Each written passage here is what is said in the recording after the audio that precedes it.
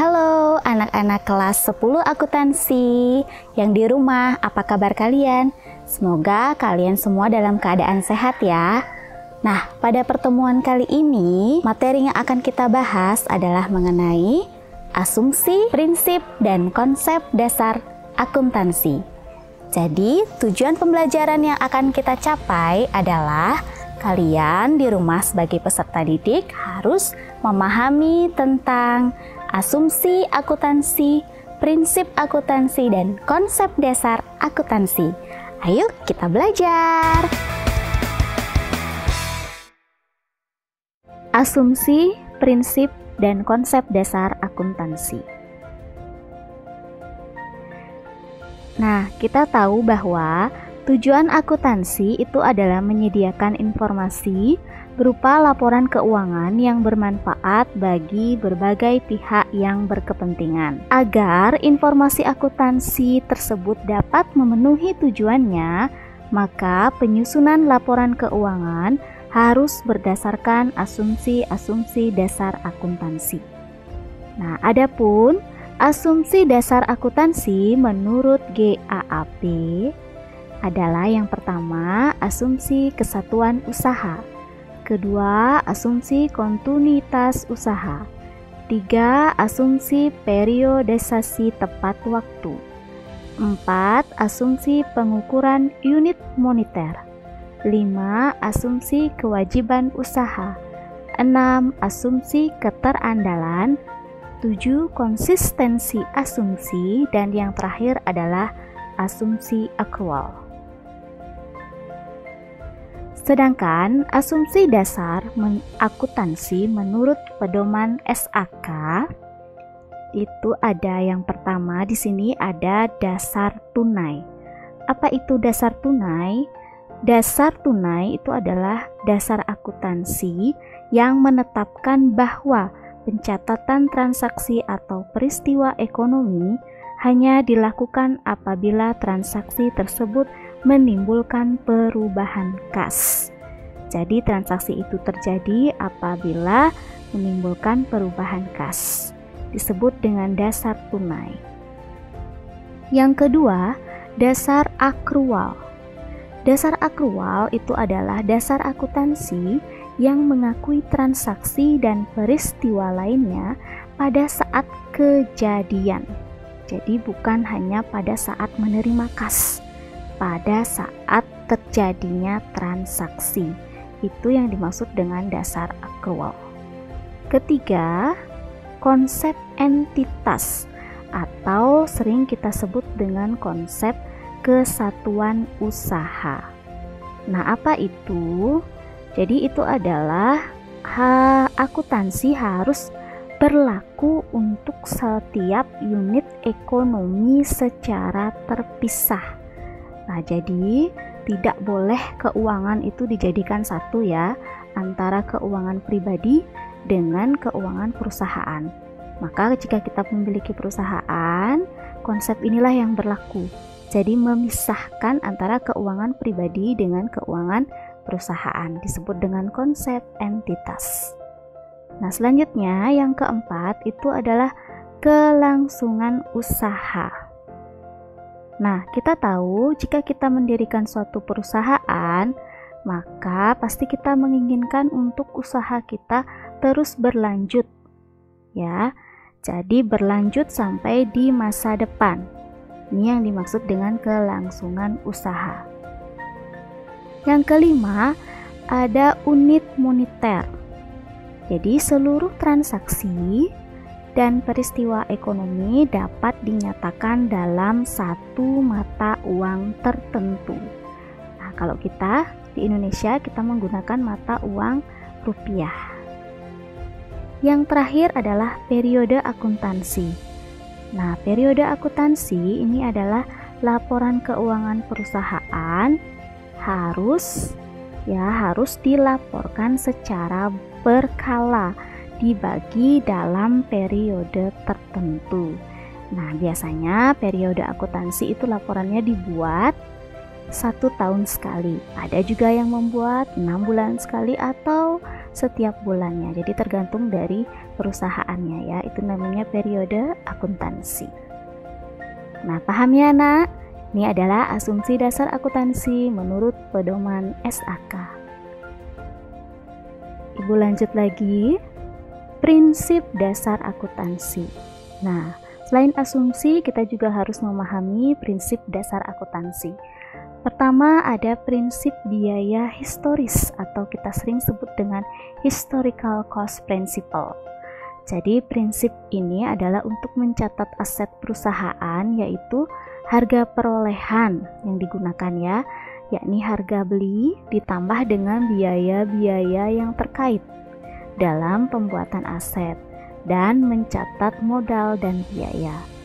Ini adalah prinsip biaya historis. Kedua, prinsip pengakuan pendapatan atau revenue recognition principle.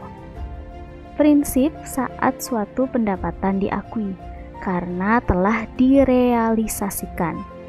Pendapatan dikatakan direalisasi saat produk barang atau jasa telah ditukar dengan kas atau klaim atas kas. Nah, jadi pengakuan pendapatan itu saat kita sudah menerima kas. Yang ketiga, prinsip mempertemukan atau matching principle. Prinsip ketika pendapatan dan beban itu diperbandingkan dalam suatu periode akuntansi. Beban yang dimaksud di sini adalah beban yang secara langsung memberikan kontribusi dalam memperoleh pendapatan. Jadi ada beban atau biaya yang kita keluarkan untuk mendapatkan pendapatan. Ya, sudah 3 prinsip, kita lanjut lagi. Prinsip yang keempat itu ada prinsip konsistensi atau konsistensi principle. Prinsip ini menghendaki agar laporan keuangan dapat dibandingkan dengan tahun-tahun yang sebelumnya. Nah, jadi kita harus konsisten menggunakan metode apa di dalam suatu perusahaan ya. Nah, metode dan prosedur yang digunakan dalam proses akuntansi itu harus diterapkan secara konsisten dari tahun ke tahun. Yang kelima adalah prinsip pengungkapan penuh atau full disclosure principle. Jadi prinsip ini mengharuskan menyajikan semua informasi yang relevan meliputi penyusunan laporan keuangan. Nah, jadi informasi di sini dalam laporan keuangan itu harus informasi yang relevan. Nah, paham ya anak-anak? Nah, kita lanjut lagi. Konsep dasar akuntansi. Nah, lihat pada gambar di sini ya, pada bagan ada 8 konsep dasar akuntansi. Pertama, ada konsep entitas bisnis. Konsep entitas bisnis. Apa itu? Nah, dalam konsep ini, perusahaan sebagai suatu organisasi bisnis secara hukum diperlakukan berbeda atau terpisah dengan pemilik dari bisnis. Nah, seperti yang tadi ya, jadi konsep kesatuan usaha ya. Kita harus memisahkan antara laporan keuangan perusahaan dengan laporan keuangan pribadi. Yang kedua, ada konsep pengukuran uang. Nah, dalam konsep ini, uang merupakan alat ukur umum dan paling tepat dalam aktivitas ekonomi. Jadi, alat ukur kita adalah berupa uang. Yang ketiga, konsep kelangsungan usaha. Konsep ini mengasumsikan bahwa perusahaan itu akan terus berlanjut sampai waktu yang tidak ditentukan. Nah, Ibu rasa semua orang yang ingin membuat usaha pasti ingin usahanya terus berlanjut sampai di masa yang akan datang. Jadi inilah konsep kita jika kita mendirikan suatu perusahaan ya. Yang keempat adalah konsep dua aspek akuntansi. Dalam konsep ini, masing-masing transaksi itu dibagi ke dalam dua aspek. Salah satu aspeknya adalah yang berhubungan dengan penerimaan atas suatu manfaat tertentu, sedangkan aspek yang lainnya berhubungan dengan pemberian atas manfaat tertentu. Nah, ini konsep dua aspek. Yang kelima adalah konsep biaya. Jadi, dalam konsep ini, perusahaan memiliki kepentingan untuk menentukan nilai jual dari setiap aset. Setiap kali perusahaan ingin menilai laba yang diperolehnya. Nah, ini konsep biaya yang dikeluarkan oleh perusahaan. Yang keenam, konsep periode akuntansi. Nah, akuntansi biasanya berasumsi bahwa bisnis itu akan tetap ada selama jangka waktu yang lama dan tidak ditentukan. Nah, jadi dari tahun ke tahun itu akan dipersiapkan laporan keuangan. Nah, laporan keuangan itu ada yang menggunakan periode akuntansinya, ada yang 6 bulan, 1 bulan sekali, ataupun per tahun. Tapi yang lebih sering digunakan adalah periode akuntansi untuk 1 tahun. Yang ketujuh, konsep perbandingan atau istilah lainnya dikenal dengan prinsip matching konsep. Nah, maksudnya di sini adalah diakuinya beban bukan pada saat pengeluaran kas telah terjadi atau telah dibayarkan.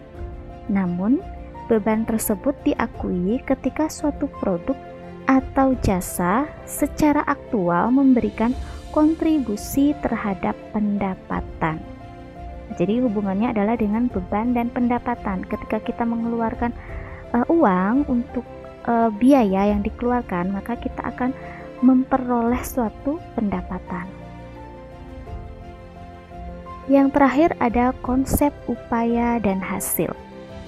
Nah, konsep upaya dan hasil sering kita sebut dengan konsep penandingan atau matching konsep, yang berimplikasi pula pada konsep upaya dan hasil dalam akuntansi, di mana ini memberikan implikasi bahwa biaya adalah upaya dalam rangka memperoleh hasil yang disebut dengan pendapatan.